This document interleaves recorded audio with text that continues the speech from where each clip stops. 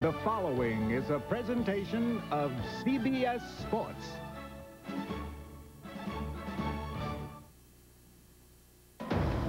In the beginning, it was Earnhardt. He won the first modern-day Grand National event, 1982, Daytona. Give it to Earnhardt. Since then, Jarrett, Gordon, Labonte have led the list, rocketing to fame in this series. Some say it's the toughest, hardest stock car racing there is. Every lap, every position gained, a hard step toward national prominence. They represent some of the best of America. From Wisconsin, Series leader Johnny Benson. From the Northwest, Chad Little. The Northeast, McLaughlin. The Carolinas, Keller. Kentucky's Green brothers, Jeff and David. They face NASCAR's toughest road racer, Terry Labonte, here at the nation's most famous road course. It's 200 fast and furious miles, 82 laps of breathtaking and beautiful automobile racing.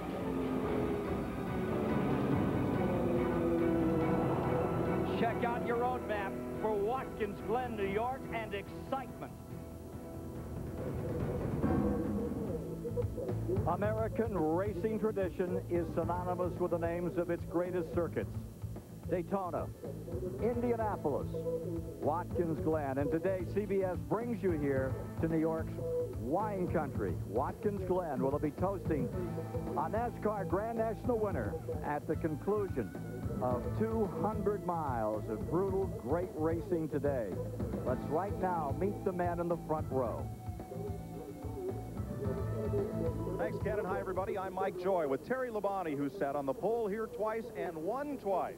3 for 3 today? Well, you know, I'll tell you what, the competition's awful tough, and we didn't get a lot of practice in, so I think our car's pretty good, but you don't ever know how good it is. You don't know how good everybody else is. Well, why do 39 guys here say you're the man to beat today? Well, I don't know. I guess because we won the pole, but it was awful close qualifying, you know, so it's going to be a tough race. He's acknowledged as one of NASCAR's very best road racers, and one of the up-and-comers in this division, Mike McLaughlin, 4th in points and a victory at Dover. You're at your hometown racetrack, but you're not really a road racer, are you, until today? Well, not really. I'm just real proud of this French's Motion Black Flag Insecticide crew. We've come together good as a team. We're starting to show it in finishes, and road racing, you know, we're doing the best we can. I believe Terry's the one that'll set the pace, and we'll just try to be there at the end of the day. After 15 years of turning left, is it tough to turn right all the time? It takes a little bit of getting used to, I'll tell you that. Well, have fun today. Let's go back to the Busch Series point battle and Dick Berggren. Chad Little has won 4 races this year. That's more than anybody else. He's led more often than anybody else, but he runs 178 points behind Johnny Benson. Chad, is this track a good place to try to close that gap? Well, I think any track is a good place to close the gap. We just have to keep running consistent and, I guess, be as aggressive as we can, because this guy's not falling out of any races. Johnny Benson, the point leader, starts 7th. This place has an ugly reputation. How easy is it to get in trouble here? Well, for me, it's not how easy. It's how hard it is to stay out of trouble. But it is tough. You know, we've got some pretty bad areas in here, but then again, it's not a bad track. They've added laps to this event over the length that has ever been run before, so a driver has got to run as fast as always, but he's got to be more careful than ever. Ken Squire?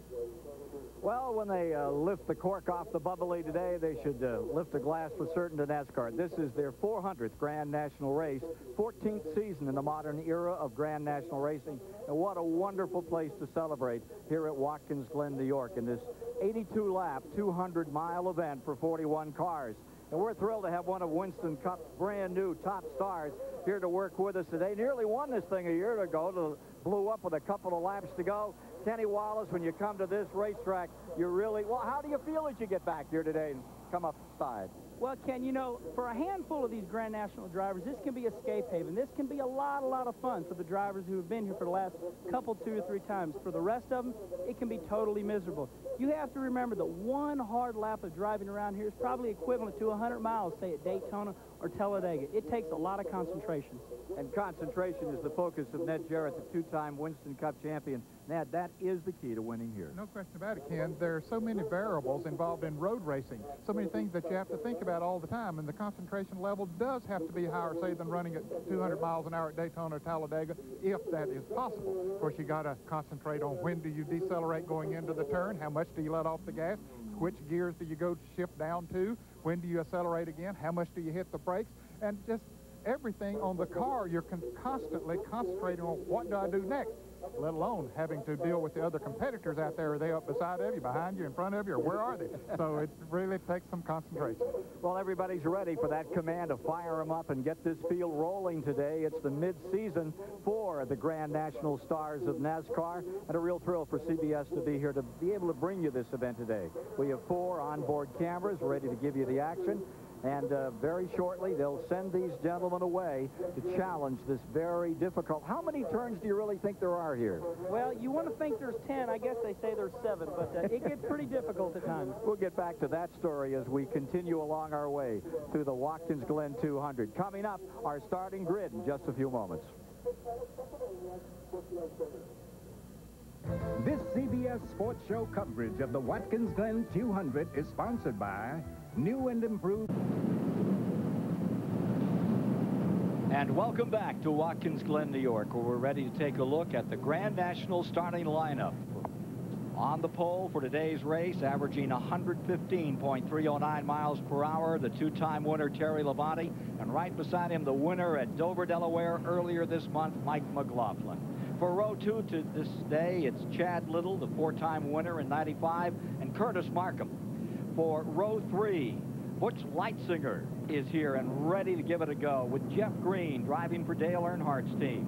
Row 4 today, the leader in the point battle, Johnny Benson, a 2-time winner, and David Green, last year's national champion.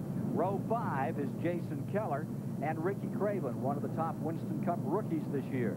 In row 6, it's Jim Bound from Portland, Oregon, and from Vermont, Kevin LePage. In row 7, Steve Grissom, the '93 Grand National champion from Alabama, and from Pennsylvania, Jimmy King Kong Spencer's ready for him. In row 8, Hermie Sadler and Tracy Leslie.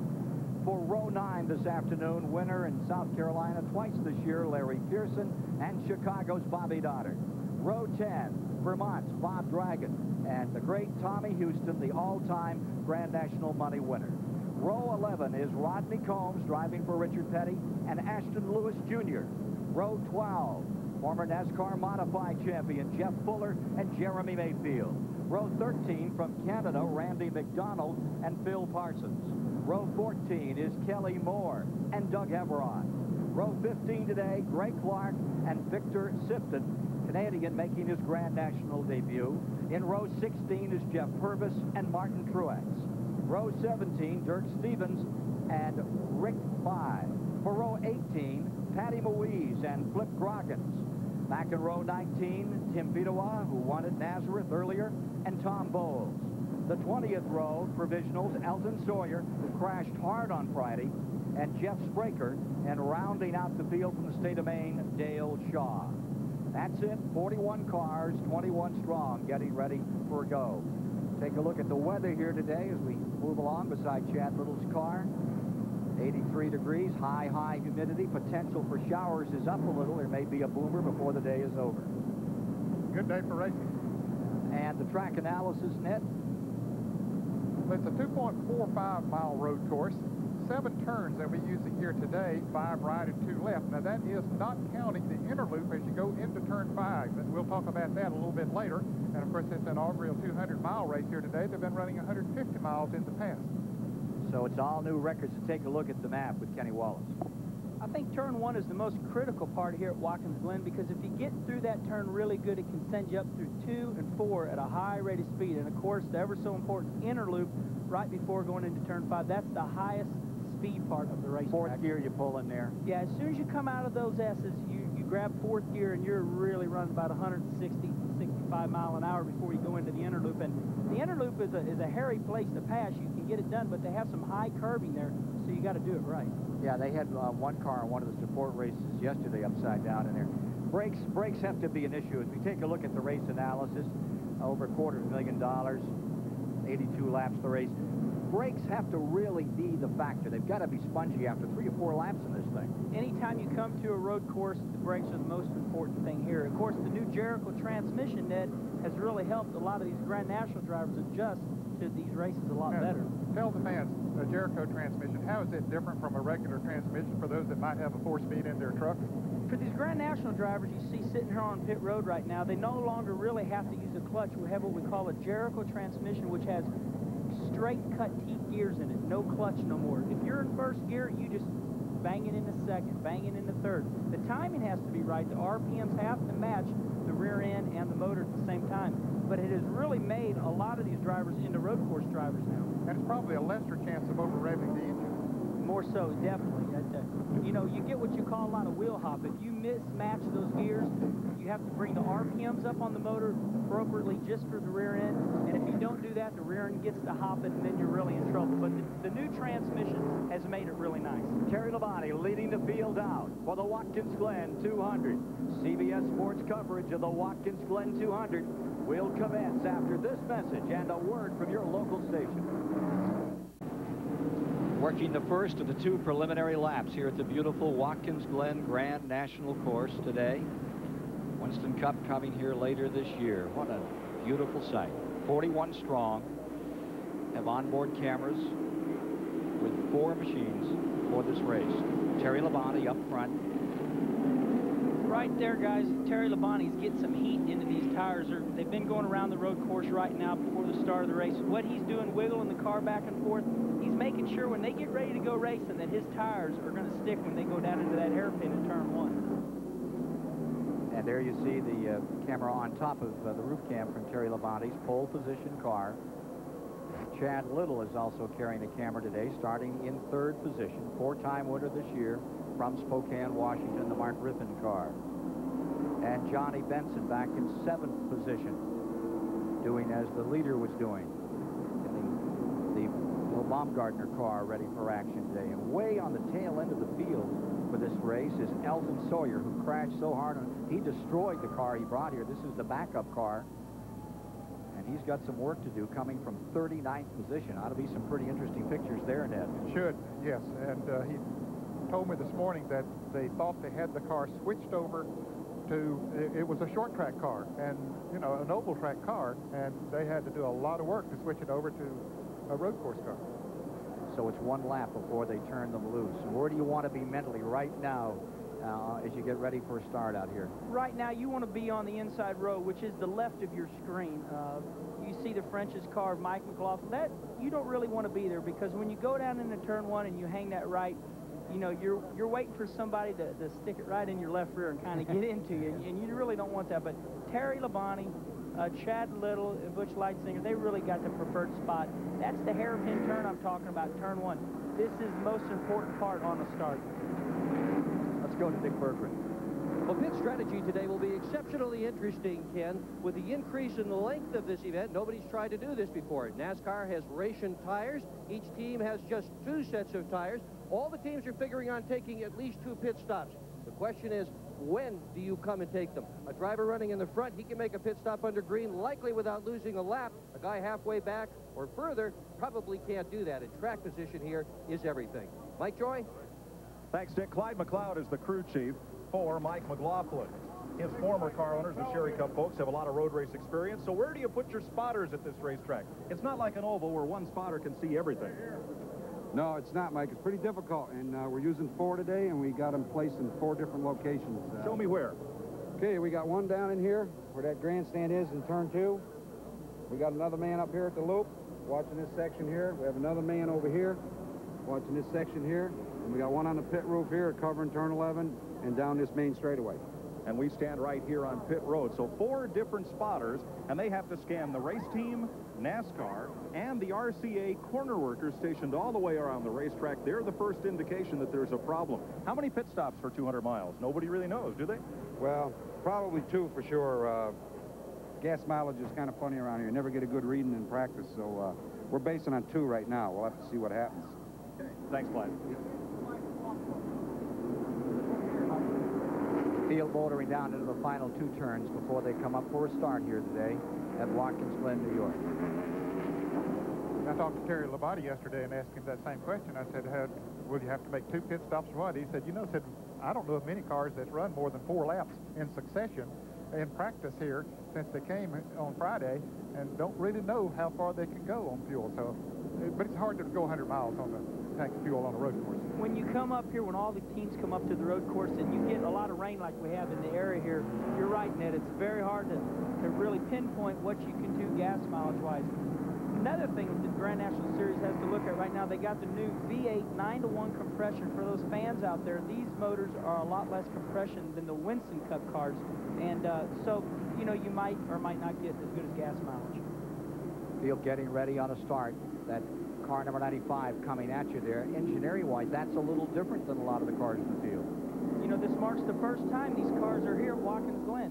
The 95 car, Busch Series, that car's got a different suspension. It has a 3-link rear end. This car is totally different than the rest of the cars in the field, so we need to keep an eye on him. That could be good or not so good. Well, however, I guess that's what suits him. Right. My team out of Nashville, Tennessee, we always run a 3-link. He's got a car similar to ours, but the front end of his car is different than everybody else. So what makes that cat car right there different is that it is different in the rear and also different in the front. More like an obsolete car that somebody's running. And of course, he has a lot of road racing experience too. And of course, his dad was one of the best in America. The Leitzinger name, well-known, young 26-year-old campaigner who wants to do more stock car racing out of the Pennsylvania area, graduate from Penn State. Here comes the field, moving up on the final corner and down into the straightaway to commence the Watkins Glen 200 for NASCAR Grand National on CBS. Green is out.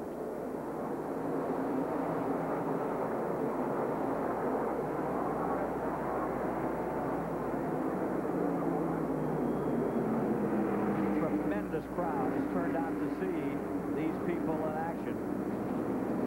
Nice start through 1. How fast in here, Kenny? Really fast. They're grabbing third gear right before they come up the hill here, as you see Terry Labonte leading the race. 2 wide is very hairy going through these corners.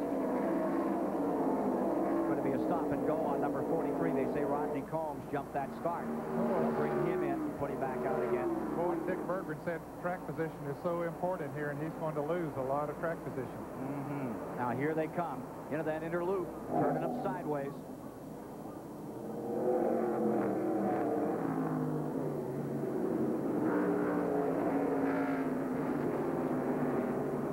That's what they call the outer loop, turn 5.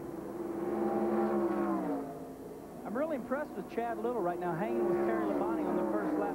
These two have run away from the field as of right now. You've got Patty Moise in trouble in car number 40. This is in lap number 1. She gets it fired, brings it around. Meanwhile, for the leaders, Chad Little, who had a lot of road racing experience. The old Winston West Series was about 50-50 road racing. Willow Springs and Riverside in the old days, Portland, Oregon, Tacoma. He ran all those tracks, and he's running right with the 2-time winner of this event, Terry Labonte. And there you see Leitzinger running in third. He won one of the support races yesterday for the sports cars here on this track, and he's looking stout right now in Buzz McCall's cat car. And here is Rodney Combs coming in for his stop and go. A mistake, jumping the flag on the start. Top 3, Terry Labonte, Chad Little, Leitzinger. That was a 3-hour race that he co-won here yesterday. McLaughlin holds on in 4th. And maintaining 5th right now, it's Curtis Markham, who had started on the outside of the 2nd row. This is turn 5 that they're coming out right now, and Chad Little took a peek on Terry Labonte. Busch Series making that car work for him today. Looking good right now. Just behind them, Jeff Green in 6th. Johnny Benson is 7th. David Green in 8th. Jason Keller 9th. And Jim Bound round out the top 10. Ricky Cravens dropped back 1 into 11th. Did you see how Chad Little's left front hit that curve there? That cost him a little bit of time. The smooth Terry Labonte kind of rolled through it and pulled that gap that we see right now. Terry Labonte sets his own pace. He's always comfortable on these road races, isn't he? He just does what he thinks he needs to do. He doesn't really take a dive at anybody. He's out there right now, and I guarantee he's checking in the mirror right now, looking at Chad, but he's not overdriving the car to stay in front of him. He's very smooth. That Chad really made a run on him going up through the S's. Well, he has some speed there. Now, was Terry got a problem?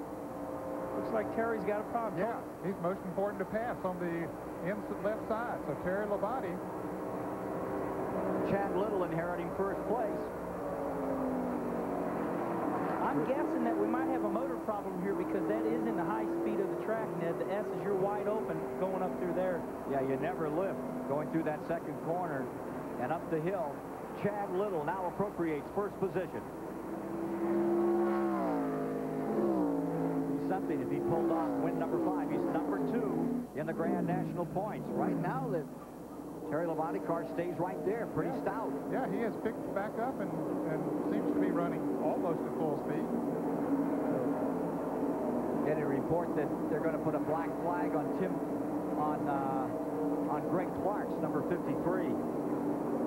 He's had some trouble, lost an engine early in the week, came up with a replacement.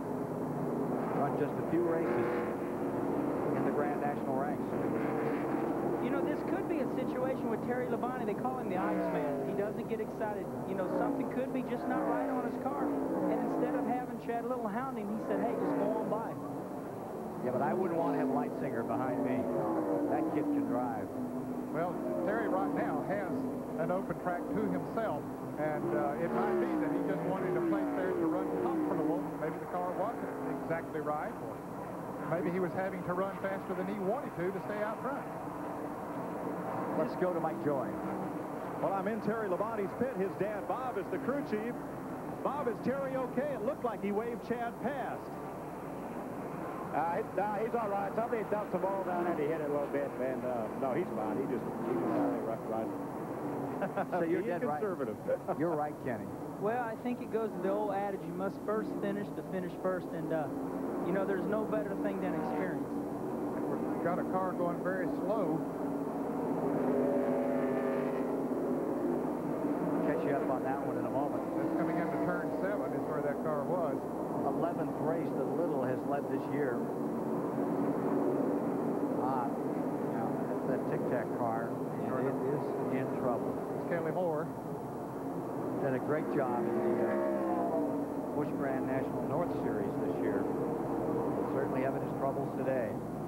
Chad Little is really flying through these S's right here. That's where he's really fast right now. He loves to road race. You know, he won at Daytona, started last at Daytona in the 300, and came to the front and won it. And right now leads Terry Labonte and Lightsinger. Greg Clark making an unscheduled pit stop in car number 53.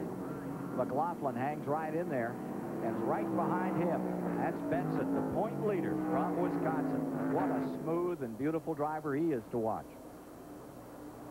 Here's Dick Berggren. Well, Patty Moise, the only female driver in today's race, is on pit road for an extended stay, Ken. The front wheels have got a tremendous amount of toe in. They are pointing toward each other by about 4 inches, and this kind of goes along with the rest of her weekend. She blew 2 engines trying to get the car in the race, and her husband, Elton Sawyer, he crashed heavily. Between the two of them, they got less than 5 laps of practice. I wouldn't want to enjoy dinner with them tonight. Scarborough, Maine's Kelly Moore is bringing out a full course caution while they move car number 41 out of the way. The Tic Tac Ford not ticking or tacking very well out here this afternoon. Out early. Back with more from Watkins Glen in a moment.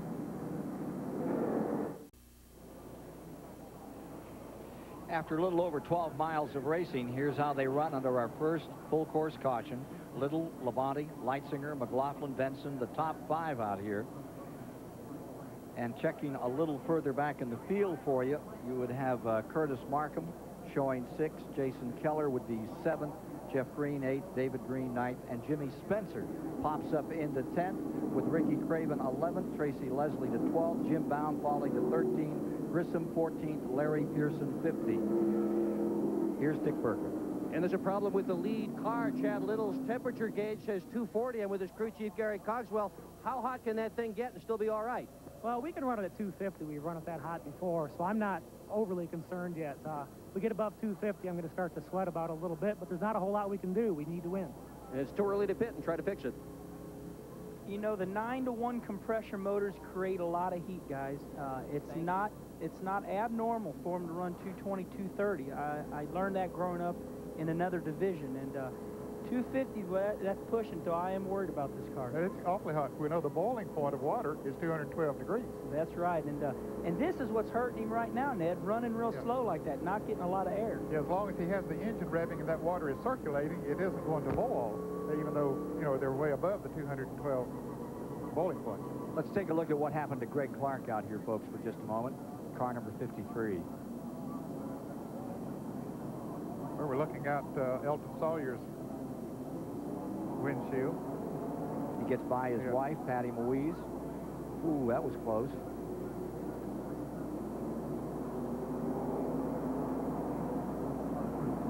Well, it looked like there was some damage to the right rear. He had trouble on that car. They said that Sawyer's coming into the the rear on Greg Clark's right rear was where the problem was. Kelly Moore out of Scarborough, Maine, the 14-time Grand National North winner. He got his car fired and it came down onto pit road. Here's Mike with an update. Ken, we're at the entrance to the garage area with Kelly. What happened? Well, Mike, you know, we only went a couple laps and I could smell rear end grease, and I guess the rear end blew up. It's a brand new one we put in before qualifying yesterday afternoon, and it just come apart on us. You lost rear in practice too, did you? Yeah, we did. You know, that was my fault. I downshifted a little quick and got into it, and didn't get the gears quite right. But this one here, it had no warning, and I was being really easy on the drivetrain at this point. You know, we're just disappointed this Tic-Tac Ford Thunderbird couldn't, you know, at least get to the end of the race today. Okay. Thanks, Kelly. Sorry to see you out of it. Thank you. Now, there's an accent you can really understand, Ned. Can you? Yeah, you can. You grew up in the Northeast. All right, we're getting set. I think we're about a lap away before they turn them loose. We are showing 2 laps away is the indication now, so we can review a bit more of the field for you. Take you further down. Spencer, we said, was 10th. Craven, 11th. Yeah, you had a point to make? Yeah. Well, I was just noticing Ricky Craven is in the pits, and he was a front runner running about 10th or 11th position. He's okay now. He's leaving pit road, but that was a surprise to see Ricky come in the pits. And Bill Shaw also made a pit stop. And there's Ricky coming out of the Somebody gave pit. him a little wheel kiss there. The 12th position is Jim Bound now. 13th is Leslie. 14th is Grissom. 15th LePage.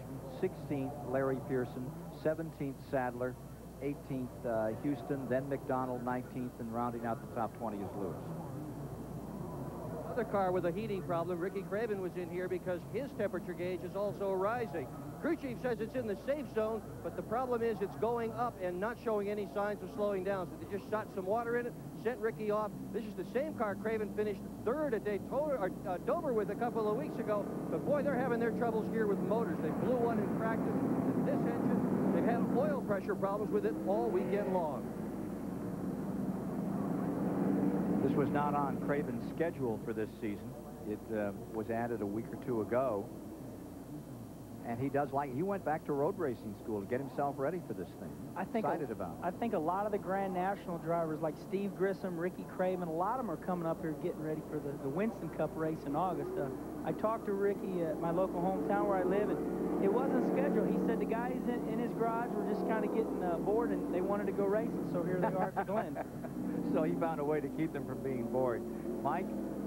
Well, Bob Sutton owns Sammy Swindell's NASCAR Super Truck that you'll see at Milwaukee next week on CBS, and he owns Elton Sawyer's Busch car. There was a report that Elton might have gotten into Patty Moise and the 2 cars bumped together. Did it happen? No, we heard that, but Elton's doing a great job in this backup car for Ford Credit, but we had to ask him, you know, did you hit Patty? He said, no, he didn't have nothing to do with it. He didn't know what happened back there, but he's doing a good job in the backup car. We had a pretty bad accident there Friday, but I think we're going to be okay today. Well, if you're new to Busch racing, folks, we had to ask because Elton Sawyer and Patty Moise are husband and wife. Yeah, how would you feel about driving against Mrs. Wallace out there, Kenny? Oh, that wouldn't work for me. I love my wife, and it'd be hard. I'm tough enough on the competitors as it is. Okay, we're ready to go green flag racing.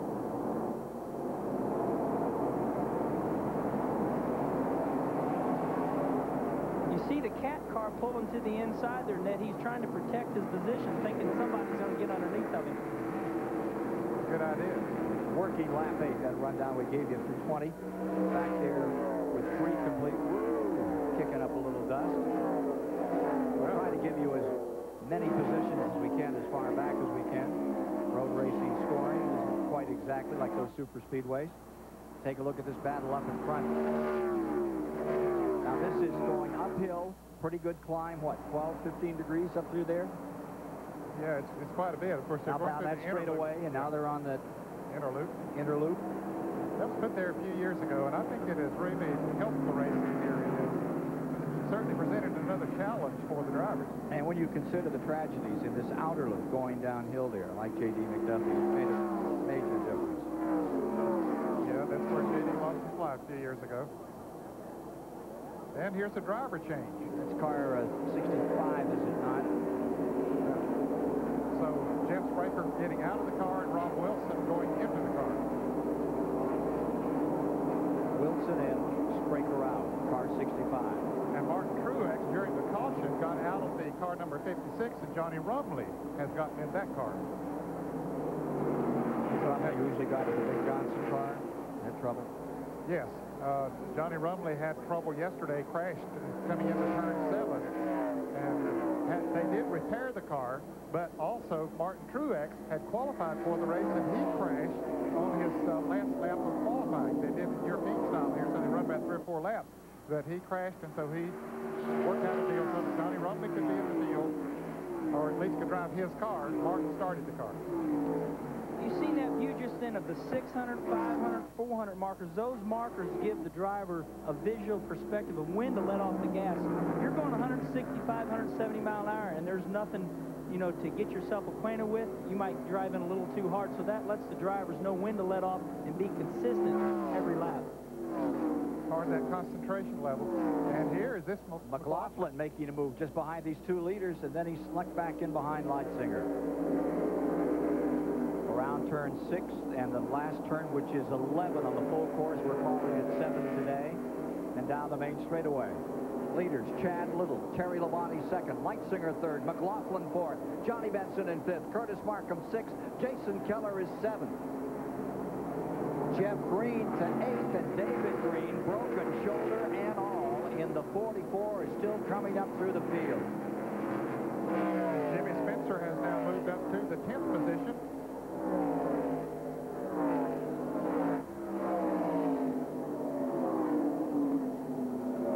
They've added a series of lights in these S's going uphill, and I believe they've done it just this year, Kenny. There's 3 sets of yellow lights. In the old days, remember that you put out a flag? By the time you got the flag out, you were already in the bridge and you could be in trouble. A big new safety factor for these drivers out here. Right. In turn 4 at the top of the S's, we've had some mighty bad wrecks. It's been a blind spot. So now when you get ready to go up through the hill there, if the light's on, you know there's a crash. You better slow up in a hurry. Other than that, you come around that corner, turn 2 wide open, stay wide open all the way to the S's, and into the narrowest place of the track, what, 38 feet? And anybody in trouble there, you get them before you even know you're on top of them. Battle for the lead. Chad Little, Spokane, Washington, and Corpus Christi, Texas. That's Terry Labonte right there hanging on to him in 2nd. Labonte was on the pole with a big advantage. Won it here last year. That was very interesting. He grabbed 3rd gear very, very early. That tells me that Terry's got a little something different. Most people would grab 3rd gear almost at the start-finish line. This is going to be interesting to watch. And fortunately, we can watch both of those 2 leaders. Leitzinger is closed up again, and McLaughlin's driving a beautiful race. Magic Shoes McLaughlin. And anybody that follows modified racing will tell you just how much magic there is in that guy. Benson hangs right on. You see the number 74. That's your 5th place car.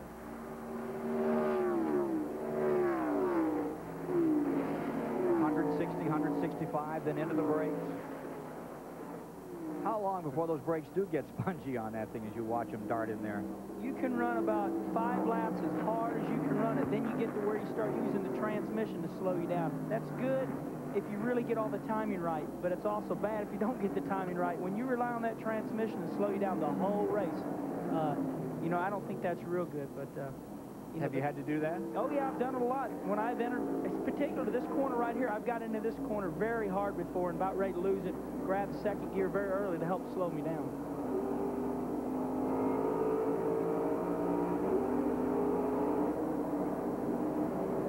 Front of the field coming by, working the 12th lap.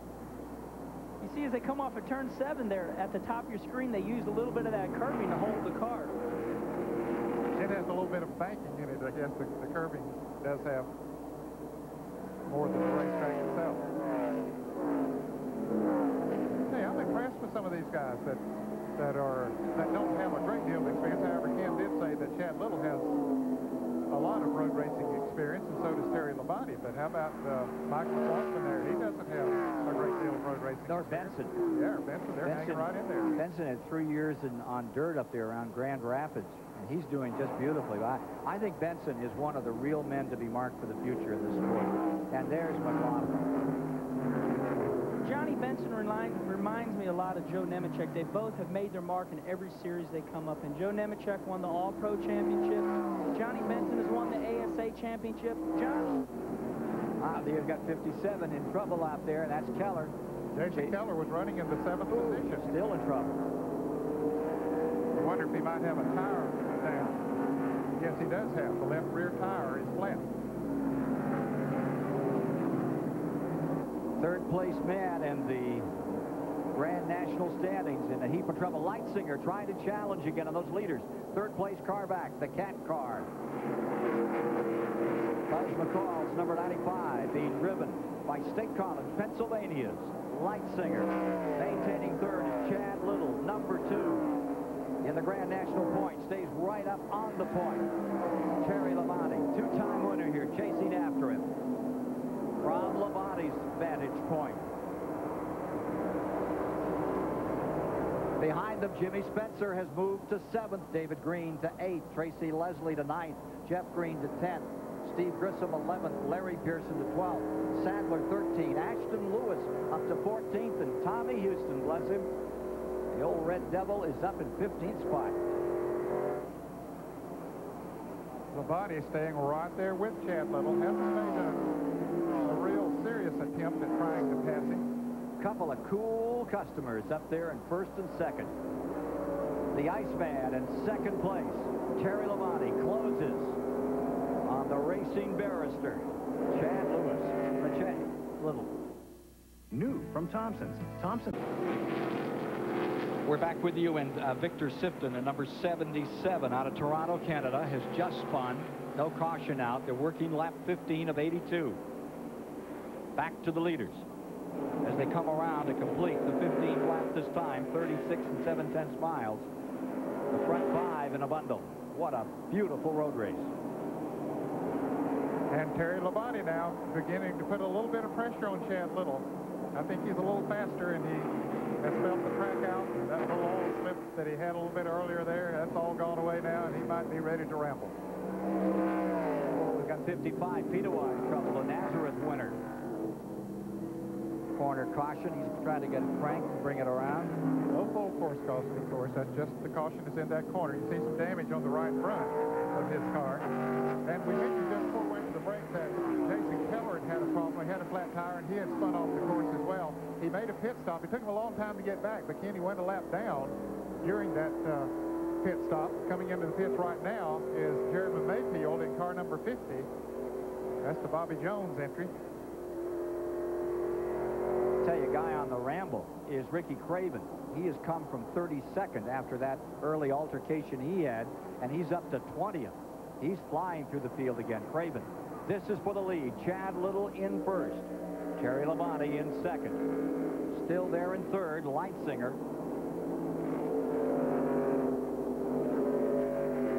Change that and give that 3rd spot to McLaughlin, and here's Fedor in trouble a 2nd time.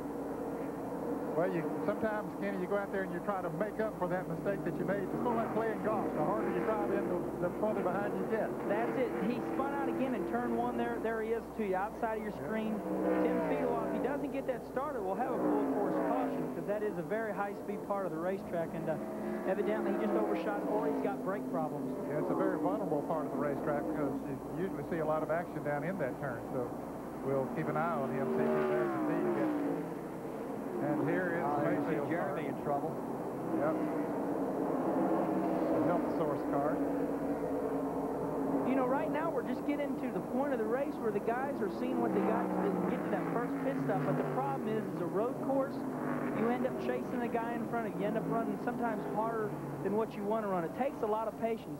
For instance, Ricky Craven had problems, but he's still in the thick of things. He's moving up through the path.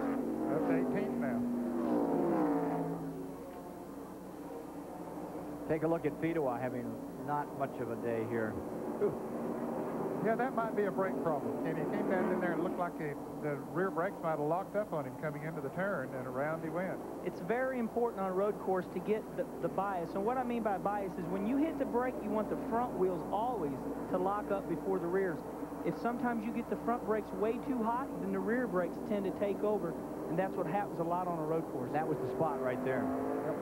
And you see they're beginning, as they come off of those turns, they're beginning to slide up a little bit more up onto those riffles because the tires are getting heated up and don't adhere quite as well as they did earlier. Take a look at Ricky Craven at number 2. He is now in the 18th position from 32nd as he is slicing through this field. Down the straightaway and trying to make a pass as they go into turn number 1, and here's that battle for the lead continuing. Take a look at the running order after 16 laps have been completed. 16 down, 39 miles in the record book. 200 miles, the distance, over $250,000 the purse. In August, the Winston Cup cars come here to Watkins, Glen, and of course next week we'll get our first look at truck racing. That ought to be fun, huh? Yeah, I'm looking forward to that. I've seen a number of them on television, have not seen one of them in person. And I think on the Milwaukee Mile, it's a great show there. Have you had a chance to drive one of those trucks yet, Kenny? Believe it or not, I've been on the Bruce Patron Race of Champions tour this week with Richard Petty and Buddy Baker and Michael Waltrip. Last night I ran my truck for the very first time on dirt at the Dixie Speedway. Where's that? That was in Woodstock, Georgia. And the trucks are becoming quite popular. Now they're becoming local events at the local racetracks. How'd you do? I finished third. I won the night before in Parkersburg, West Virginia, and I run third the night last night. We have a lot of fun on those. Your wife must like you a lot when you get a weekend off. This is your weekend off. Well, Parkersburg, West Virginia, Georgia last night, New York today. Lancaster, Pennsylvania. I love racing. I love the fans. Get to go out and sign some autographs, and I'm just happy I can be in the booth here with you guys today. This is a lot of fun for me. Well, we're glad to have you, and Terry Labonte is continuing to put the pressure on Chad Little. He might be looking to make a pass. He's going to see where his weak points are and then maybe try to take advantage of it here in a little bit. They're beginning to pull away a little bit from the third place car, Mike McLaughlin. Yeah, but to see McLaughlin, there goes Labonte making a move on Chad Little to see. We've got another one in trouble, and that is Lewis in the 80 getting around. Ashton Lewis drops one off. He was running in 13th place, had a good run going.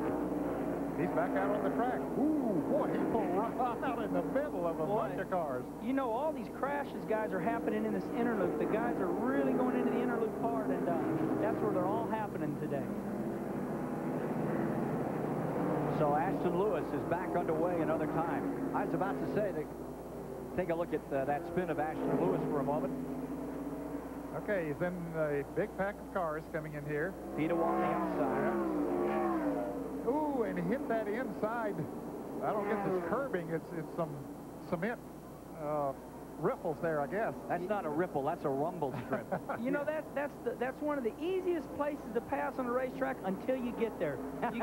You get down that back straightaway and you got a lot of motor, and you get on the inside of that guy and you go, yeah, I'm going to pass him. Then when you get to the corner, there's no room, and you hit that inside curve. So a lot of the Winston Cup drivers can relate to what I'm talking about. You get going down that back straightaway and you go, yeah, I got him. And then you don't. And then you got it. Then you got it. I'll tell you who's impressive. McLaughlin in the 34. There is some kind of race driver. Doesn't have much road racing experience, but he's moved around. Must be that Leitzinger has a problem because he's been collected again. See, Benson has got it. Labonte gets around again for a lead change. Take a look at this one. This is how he did it, Ken. Went into, where's that, turn 6? Up through the S's. Up through the S's, yes. Got on the inside, and Chad didn't fight him too hard after they got up there, headed into the inner loop. On that replay, you've seen Chad Little say, okay, Chad was pointing his finger to the right, saying, go ahead, take it. That was a favor return because he had been able to pass Terry without much problem. Here's Mike Joy. Chad Little had called his crew on the radio, and he said the right side tires are really starting to get loose. So he said Terry was really pushing him. So Chad may have let Terry go and kind of repaid the favor of earlier in this race. see if he can get his handling kind of squared away and evened out. This is not the time to be throwing a car away in some big challenge out here on the road course. And there is Chad Little's wife looking on, Donna. Donna is at every racetrack rooting Chad on. You know, this has been a comeback year for Chad. I mean, a career year. He's done a good job in the past, but now he's won 4 Grand National races, and he's won almost $300,000 this year. Take a look at that race summary as Chad Little stays up in that. And Terry Labonte coming up to left. There's Elton Sawyer, and that off-color car, off from what he normally runs, putting a lap on him, and also putting a lap on the car number 86, the Grogan's car.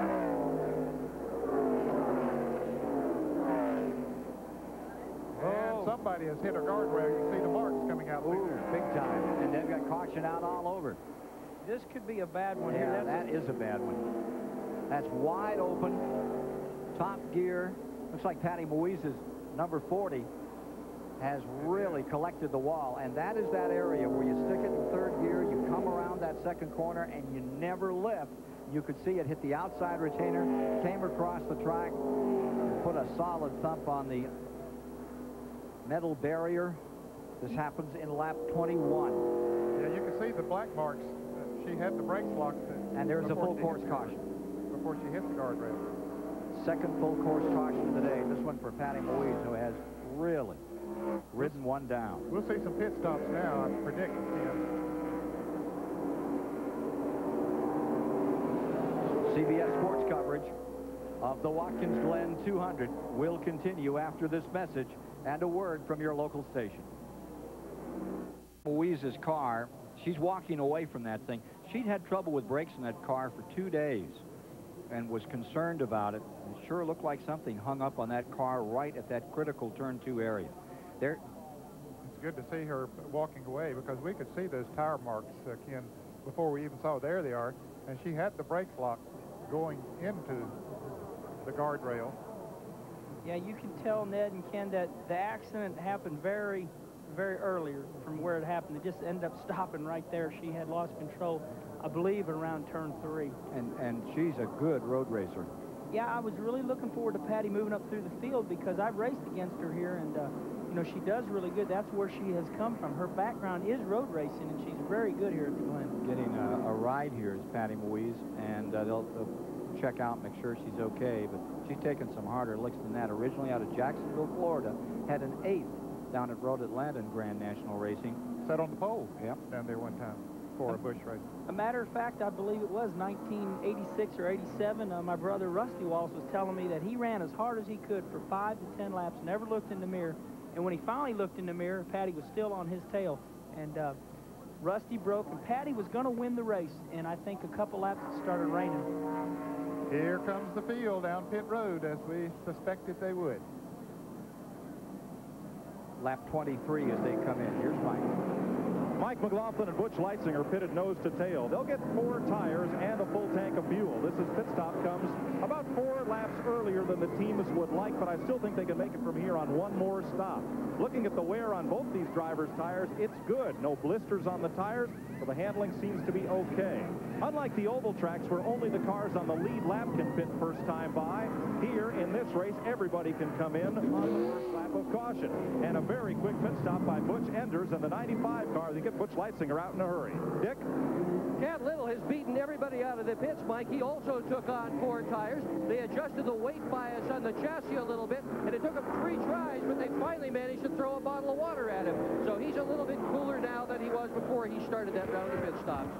The water temperature on Little's car is staying stable. They think the problem has gone away, or it may just have been a faulty gauge. Boy, now there is one of the great acts trying to drink a bottle of water with that full-face helmet on. And boy, how good does that taste, man? Wow. I tell you, it can be done, guys. It's hard to do.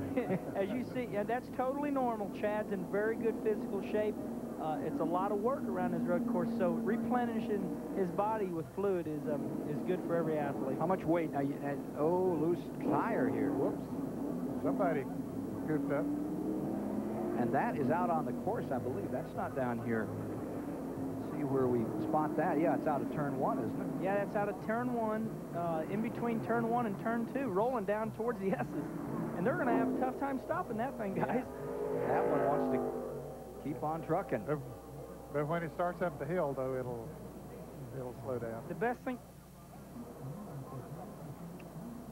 It's a sad break for Mike Laughlin and company, number 40. Getting the lead up there. Car. Yep.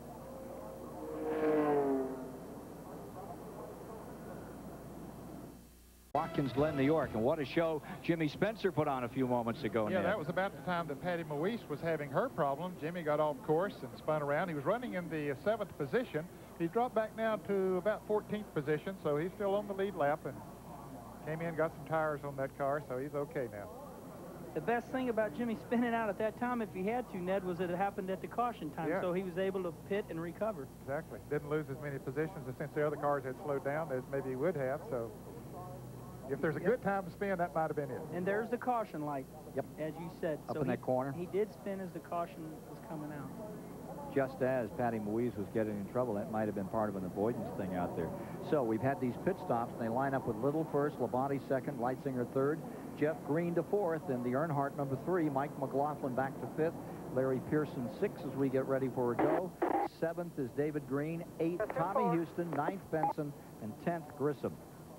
11th is Rodney Combs, and he got black flagged early. And Phil Parsons, I'm impressed. He has come from 26th up to 12th.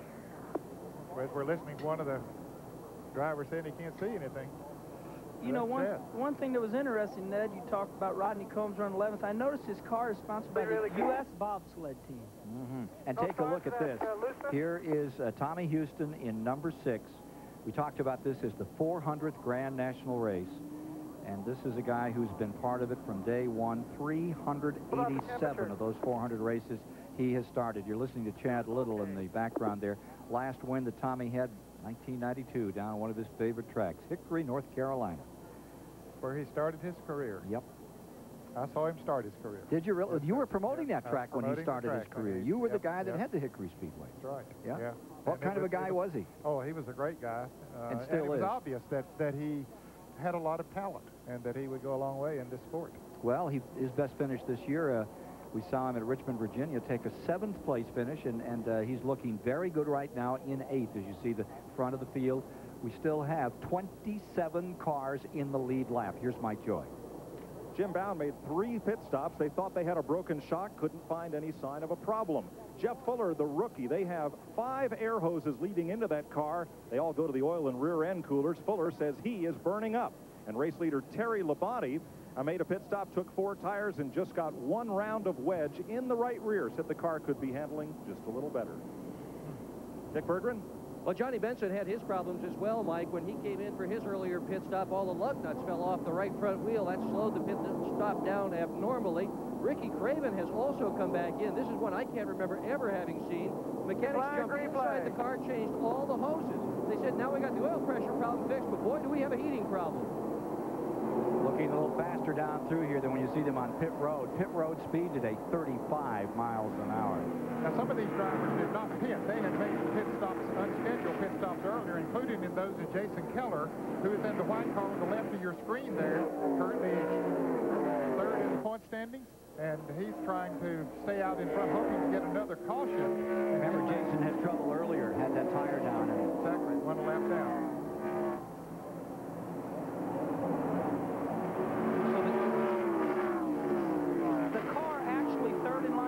Car is the leader of the race. The rest of the cars in front are lapped down. Ooh, almost took the leader right there, Chad Little. That's Keller's car, isn't it?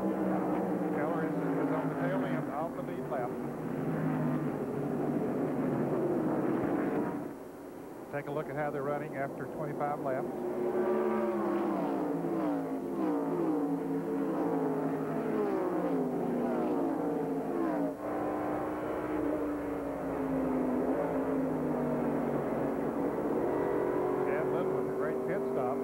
Back out in front of Terry Labonte. Labonte had taken the lead before the caution came out, and now here's Leisinger trying to make a move on Terry Labonte.